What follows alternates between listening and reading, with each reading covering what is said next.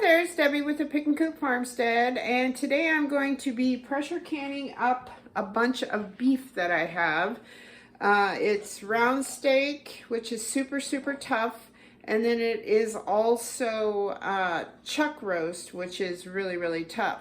And I have found if you can it, it's like a natural meat tenderizer. And then I'm going to be putting it in pint jars. That way I can add it to soups, stews, I can make stroganoff, I can do whatever I want. What I'm trying to do, we bought that little freezer, and I want to kind of empty that out so we can have everything in the one big freezer that's in our mudroom. So that's my goal. I'm getting some of this canned up, so come along. Now what we have here obviously are our jars. Ideally, wide mouth is best when you're doing that type of food, but I don't have enough empty ones. I have some brand new ones, but I haven't broken them open yet. But I have some regular mouth too, which is fine. You're going to need your rings, wide and small mouth, and then of course your 4-jar canning lids, wide and small. You've got your vinegar with a clean rag to wipe the rims. I've got my 4 jars canning funnels. You're going to need your jar lifter, your weights for your canner. I've got my canner filled with the right amount of water per the manufacturers. I put a splash of vinegar in there just to keep the jars clean. Then I've got a sharp knife. I just sharpened it.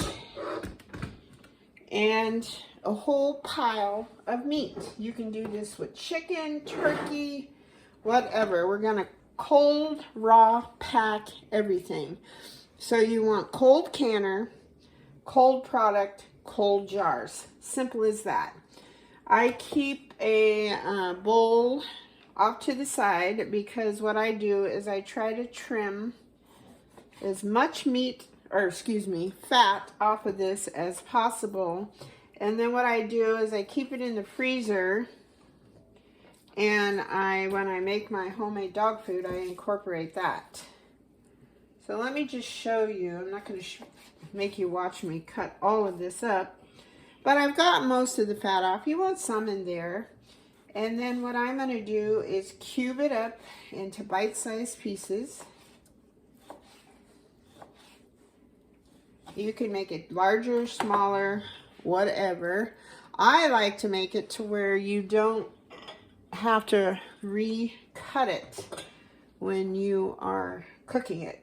Then you just throw it in your jar and you just keep going through that. And as needed, you'll rinse off your knife and resharpen it, but it stays pretty sharp. I use tools of the trade. I bought these years and years ago at Macy's, and I absolutely love these knives. They hold their sharpness very well, and they sharpen up quickly and easily. And I'm not kidding you, I've had these things for probably 20 years. They're amazing. All right, so again, bite-sized pieces. They don't have to be uniform, so don't worry very much about that. You're just adding them to your jars. That's all you're doing. Some folks add salt to their meat. I do not. And you can use your hands or a tool and just kind of press this down. You want to pack them in there pretty tightly because they do shrink up. And then you're going to fill them up to 1-inch headspace. So I'm going to go through and do all of this, and then once we get all our jars filled, then we'll be back. Alright, so we only ended up out of 1 round steak and 1 chuck roast, and I don't know how much they weighed. We have ours processed, and I didn't weigh it beforehand. The chuck roast, however, has some pretty good sized bones in them. I save these, put them in the freezer, and next time I make bone broth, I add that. All the fat trimmings that come off of there, I put those in the freezer, and those will become dog food. So absolutely nothing goes to waste. Okay, so we have our vinegar, our clean napkin. We are going to wipe the rims of our jars. But out of these 2 ginormous packages in the freezer, we've got it condensed to 6 pint jars, which is quite a bit of savings on room. I always get, especially with meat, way more jars ready than I need, which is a good practice. Okay, our 4 jars lids go on.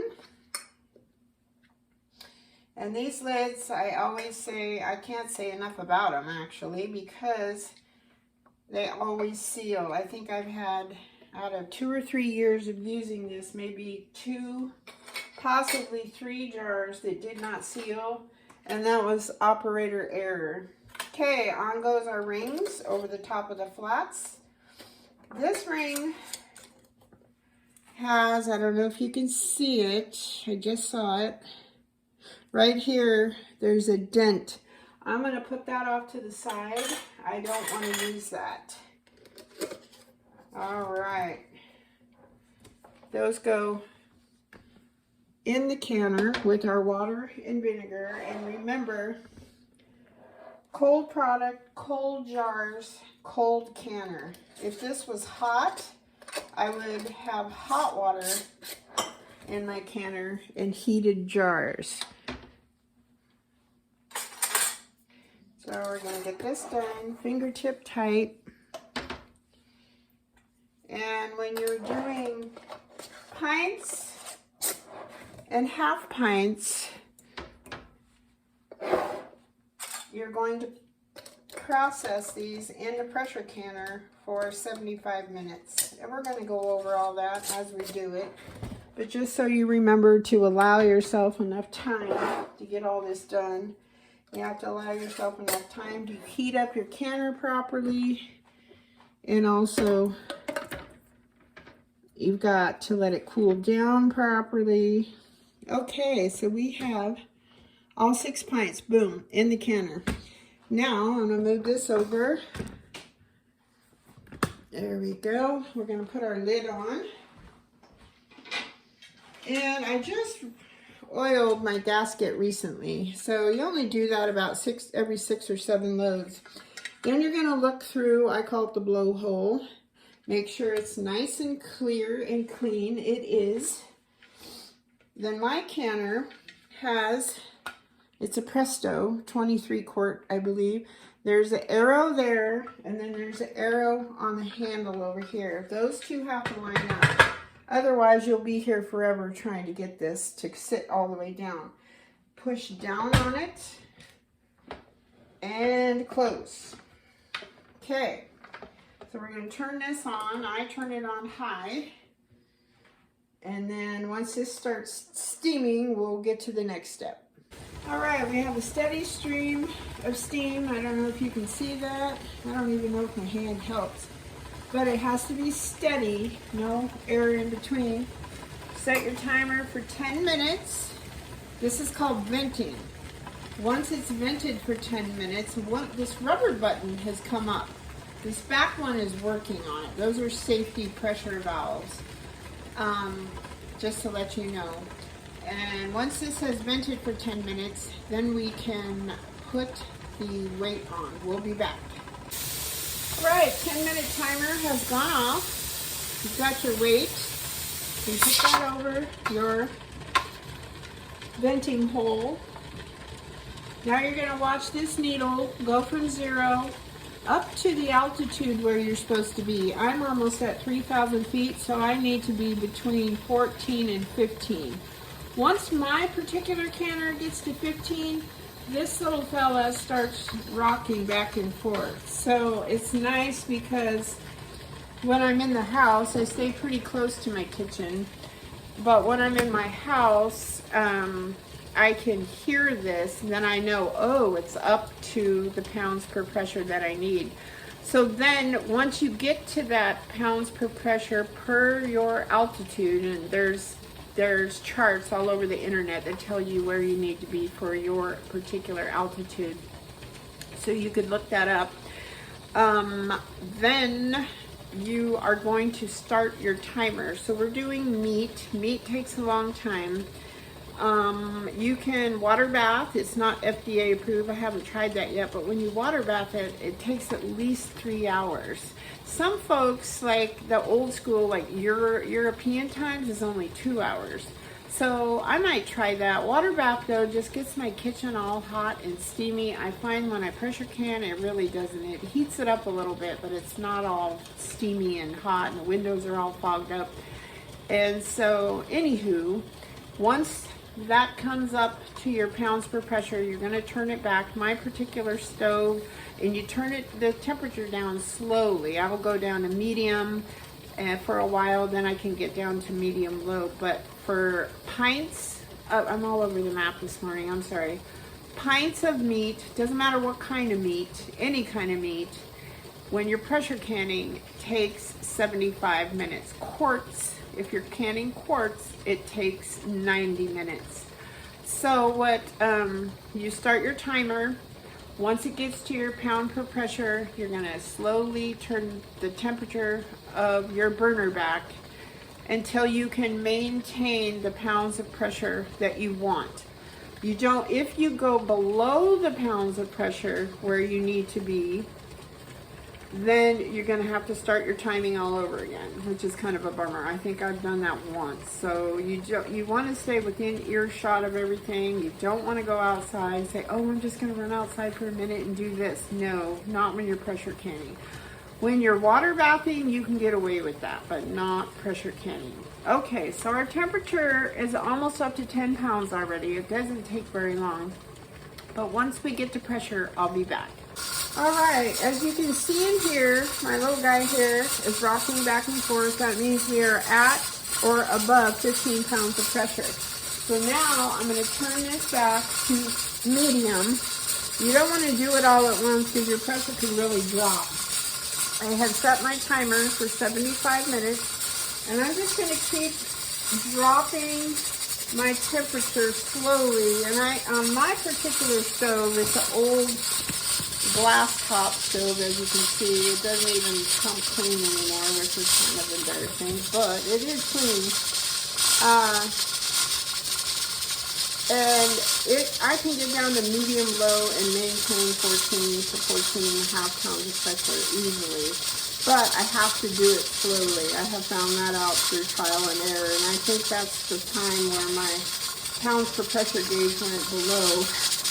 Got down to 12 or 11 or 10 or something, and I thought, now I have to start my timer all over again. Okay, so we're going to see you in about 75 minutes. Alrighty, my 75 minutes is up. I have turned off my burner, and what you want to wait for this needle to go all the way to 0 to where there's a needle rest in here. You want to make sure it's resting on that before you attempt to take your weight off. It's very dangerous if you try to do that right now. So it needs to decompress slowly. It takes quite a while. I just leave it on the burner. I used to take it off of the burner, but I had a little more siphoning because of the drastic heat change. So just let it come down slowly like it's supposed to, and we'll be back. All right, our needle is resting at 0 on the needle rest. Both of our safety valves are down, and we're going to go ahead and take this weight off. And it's a good idea to wait a good 10 minutes before you take the lid off. All right, there's no steam coming out now. We're gonna twist and turn. When we lift up, we want the bottom of the lid away from you because a lot of steam is going to come out of there. So we lift it up, away. All the steam. I'm gonna let as much of that out as I can. And then I'm gonna kind of set it off to the side. And be careful, a lot of the hot water's condensation drips down, especially if you're barefooted like me. But we'll wait another 10 minutes and we'll be back. Okay, it's been at least 10 minutes. I went out and fed my chickens, checked my eggs. Make sure all the drips are off the lid. All right, let's see what we got. I'm excited. I don't know why. I've done this a whole bunch of times. And there's our beautifully cooked tough beef now turned to tenderized beef. Now you can use this, like I said before, soups. These are all the things I've done with it. Soups, stews. I've made beef stroganoff. I've thrown it into stir fries. You can make like a beef gravy over rice. Anywhere you would normally use your raw beef. The good thing about this is, sorry about that, my phone ran out of room. I had to delete a bunch of stuff again. I have got to get a new phone. This thing is just, it's a dinosaur. So anyways, here we go. Here's the beef, and as I was saying, it's all nice and tenderized now, and you could use it anywhere you would use your beef before. Soups, stews, gravies, stir fries, anything you want, and it's all nice and tenderized. The best part about it is for quick meal preparations. Boom, there you go. So now this is going to sit on my counter for, I usually leave it overnight. I take the rings off. I make sure all the flats are depressed. They're poked in. And then I pick them up by the flats, wiggle them around, and make sure that they've got a good seal. Then I wash them with hot soapy water, rinse them, and then let them dry. And then I will mark on them what they are and the date that I canned them. So that's all I have for you today. Hopefully the sun is shining where you are. Hopefully there's no flooding. We've got flooding going nuts around where we are. It's terrible. It let up. It hasn't rained at all here this morning. So it let up for, I don't know when it stopped. But there's all kinds of flooding. They've had to do a few rescues here and there. So it's, you know, feast or famine. It's either really dry or too wet. It's crazy. All right, so thanks a lot, everybody, for watching, subscribing, commenting. I appreciate each and every one of you. And God bless you all and have a great day. Bye-bye.